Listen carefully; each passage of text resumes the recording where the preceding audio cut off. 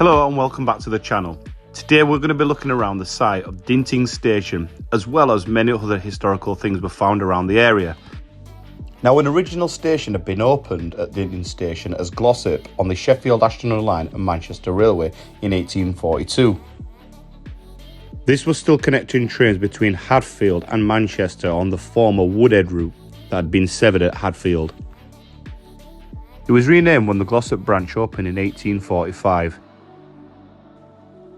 And in 1847, a temporary junction was built on the current station site, before a direct west to south curve was added in 1884, connecting Glossop and Manchester. Now the focus on today's video will be this little thing here known as the Dinting engine shed, which was part of a goods siding that opened in the 1880s, which was then converted into a railway centre in the 1960s, closing in around 1990. So you see all this woodland that's just around here. We'll be searching for the remains of what was the old engine shed and the old Dinting Railway Centre, as well as a look at these abandoned station buildings just on the corner here. We're in Derbyshire today at the site of, well, Dinting Station, current operating station. So just near Glossop. I'm here today with Johnny from wetdogs FBK. He's just walking down the platform, he's just scoping around already. So today there's a lot of history around this station, especially around where these woods are. So we're going to be showing you a lot of things that we've rediscovered. Now over there you can see a little clearer shot of where the line goes up towards Hadfield. And then this is our line obviously towards Manchester.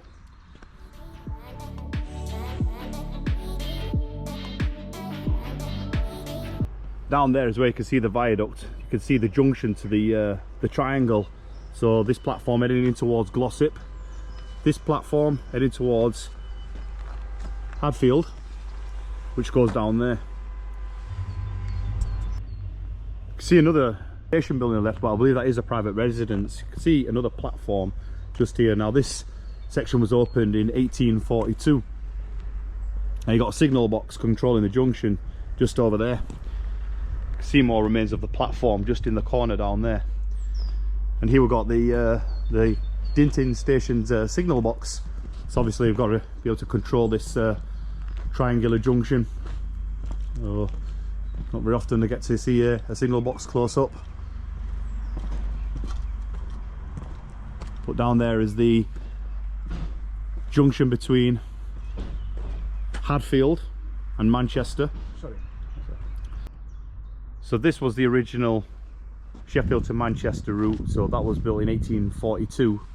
And then the line to Glossop, which went down that way, was built in 1845. And then this spur was built in 1884 to connect as a triangular junction from this junction here. So that explains the triangle. Now just behind me here we've got some original station buildings. These are one or two of the disused platforms that used to go eastbound. They were formerly used by the Manchester bound trains on the Glossop branch. Obviously the Glossop branch goes down that way.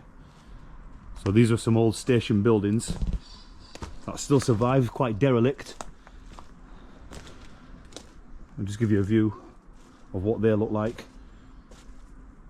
Obviously a similar design to the current in use station building just over there.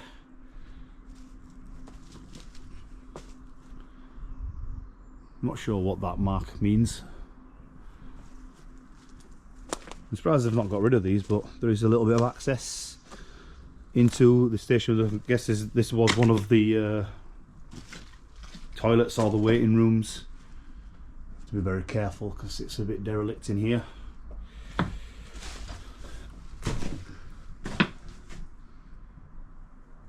I don't know what that is there.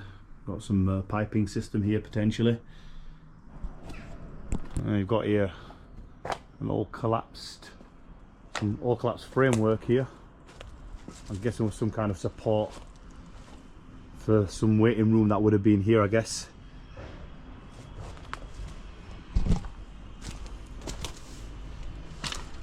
But we do have another room in here. this was a waiting room. As you can see here, an old fireplace.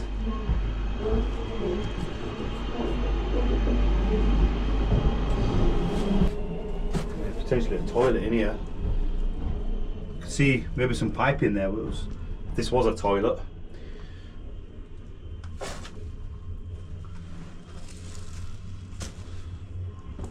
Look at that.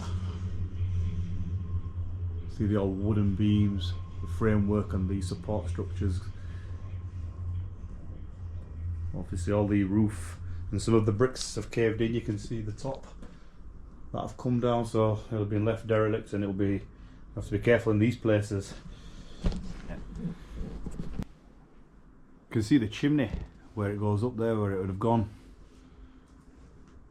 Look how derelict it is now. Yeah. Got another waiting room in here. You can still see all the plaster that still remains. A bit like the other one, you can see the fireplace. This has been another waiting room. And the doorway out onto the platform. And how derelict it is inside here. Built out of red brick, of course, and the wooden beams that are all coming down. Chimney breast just up there. It's magnificent, it's still here. Now just slightly beyond, we've come across this other building. Now we're not 100% on what this could be. Another waiting area or a smaller waiting area. Looks like there was another fireplace just here with a chimney rest. Now could be wrong, but potentially just another waiting shelter. Another doorway out.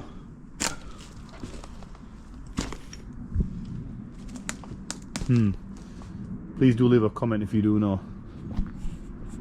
Now we have walked out of just behind where the derelict station buildings were at Dinting, onto the site of where the sidings, there would have been some sidings, and we believe these were loading platforms. So you've got just down there the Dinting viaduct, so part of the triangle, so it would have been at the bottom left of the triangle. So we've got all this red brick structure still left. And if we just take a walk down here now, we can see what looks like used to be loading platforms, some sidings.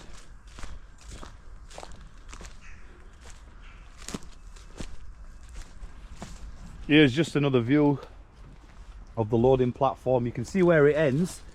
So I could tell it was some sort of platform because you have to walk off at the end of here.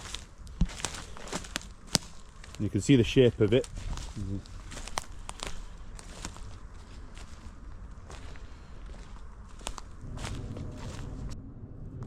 Found a few railway sleepers laying around where the sidings were located. A few chewed up ones just in the ivy there, and then one here. Well, you would have had another siding that came off somewhere around here, just over there potentially. Now, just somewhere to the left here, we'd have had the Dinting Railway Centre, which you wouldn't believe, it opened in 1968, and it closed in around late 80s, early 90s. Come across this red brick base here. So it looks to be set back. It's a bit of like a recess. I wonder if this was some kind of coal storage hut, maybe. Got these concrete posts here that got some metal work on them. Overgrown with ivy. There's quite a few of them that go around, so I wonder if this was some kind of cable, kind of cable post. We believe that there was a miniature railway that ran around what was the Dinting Railway Centre that used to be just located just off this embankment here. And we believe that this is where they would have stored the trains on, so there'd be some sort of like transfer across to the main section of it. I'm not exactly sure how they operate it, but I've seen them before. You know those miniature railways?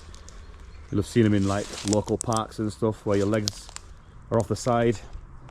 But yeah, we believe that this is the remains of the miniature railway. You can see some small remains of like track bed where the miniature railway would have gone. We've got all these fence posts that go around it. I believe that the the railway centre was down here, so that was opened in 1968 and it actually closed back in 1990. We did bump into a local lady here who said she remembers this when it was operating during her childhood, and when it closed, a lot of the locomotives were actually moved up to Ingro, which is now on the Keighley-Worth Valley Railway. We've come up to where we found the curve. If we just overlook this fence, you can see the two splits. The line to the right goes off towards Hadfield, and the line to the left passes through Dinting Station and heads over the viaduct down towards Manchester. That line there heads on towards Glossop. Got some snapped off telegraph poles just down in the corner down here.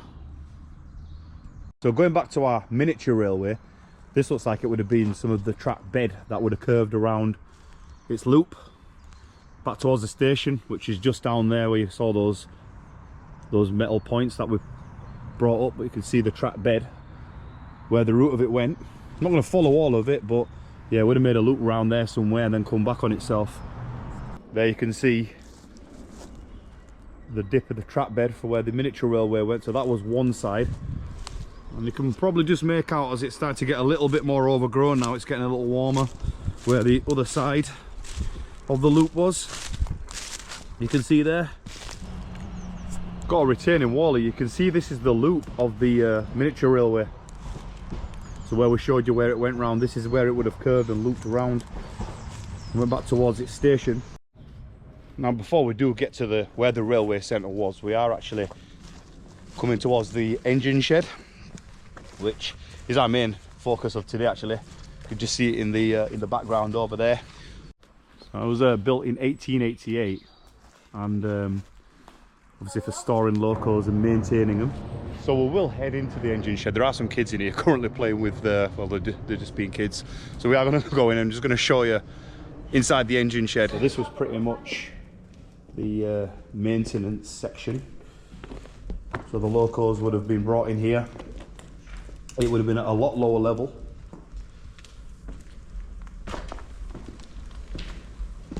So workers had room to get underneath and start working on the locos. So like I said, all this rubbish and all this mud wouldn't have been here at all. There would have been two tracks on either side. See a few bolt pins here. I wonder if there was part of the track fastening. There's a couple more just over here. And one there. There's a pretty large engine shed. I've never really been in one up until this one, but a couple of filled in windows as well. You can see them over there. We've got about 4 filled in there with brick. Fascinating to see this thing's still standing.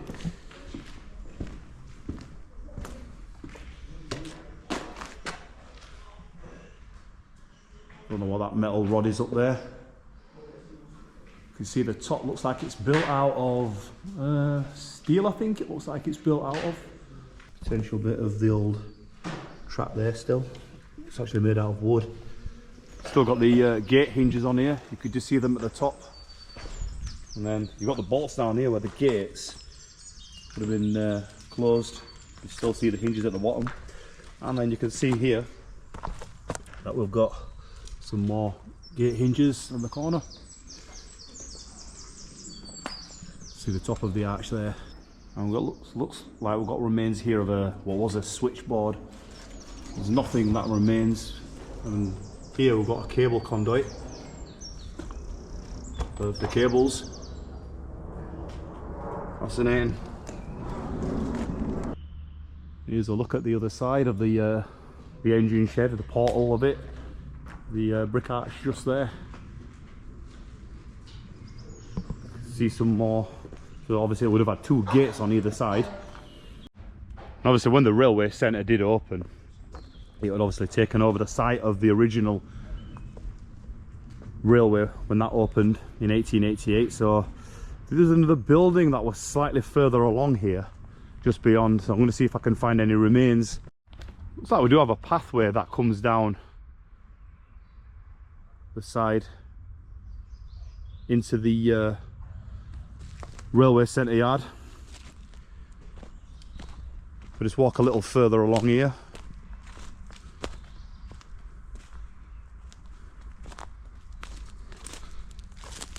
Does look like we've got some more buildings just here. You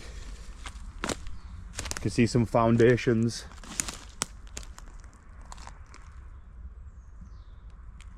Some brickwork.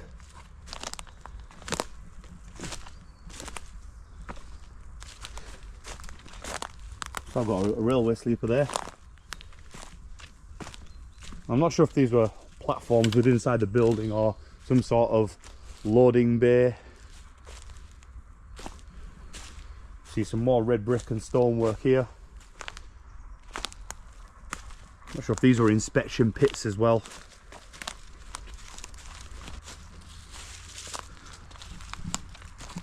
Some more red brick here. Now this section was obviously what was the newer building of the railway centre. There's a lot of remains of it left. I mean, these are really solid foundations that you can see. They do spread for quite some distance. And it's just fascinating to know that all this still exists. I wonder if anyone that ever came here back in when it was operating does remember this in its operation days and can picture what was where. Of another YouTuber that's been here before, Paul from the channel Wobbly Runner Exploring, said that he used to come here as a child.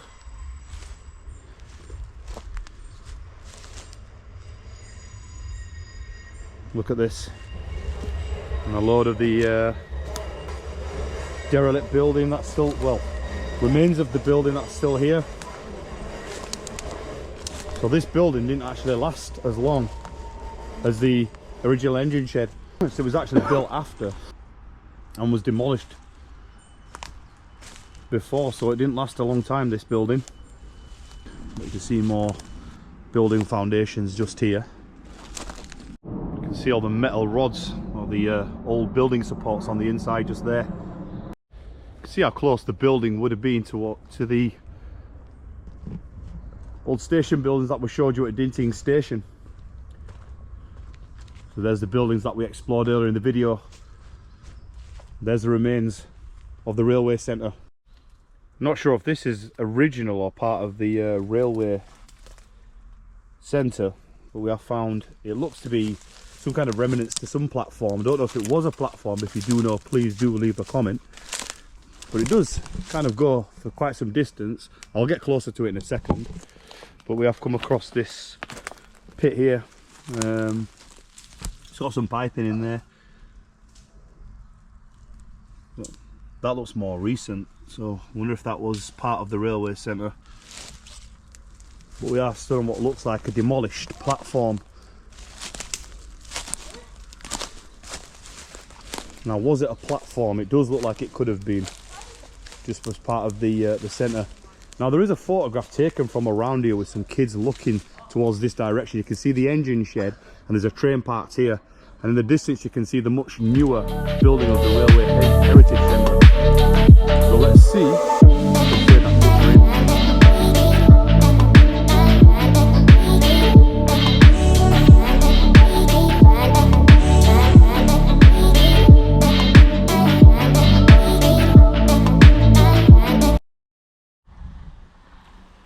So the picture does show the two tracks that split. There's one that diverts off to where we showed you that original loading platform. So that would have been the platform the original railway built. This would have been a coal hopper, I believe. There is a picture showing this in front of the engine shed that I'm going to put up. Obviously it's been long demolished. There are still remains. I'm not sure how these things operated. I'm not an expert on that. But yeah, this was coal loading hopper. If there's a foundation of something here, it's all metalwork. So there's our line down towards Glossop. Now just here would have been where there would have been a branch for the siding. that led in towards where the engine shed was. This is well before the railway centre was built. Before we do head off, you can see that there's a snapped off pole there, so I'm wondering if the branch was just slightly more this way. There's another one in the corner, so should have been enough room for the train to pass through. But I do believe it was here. There is quite a bit of railway memorabilia around here, so some fence posts.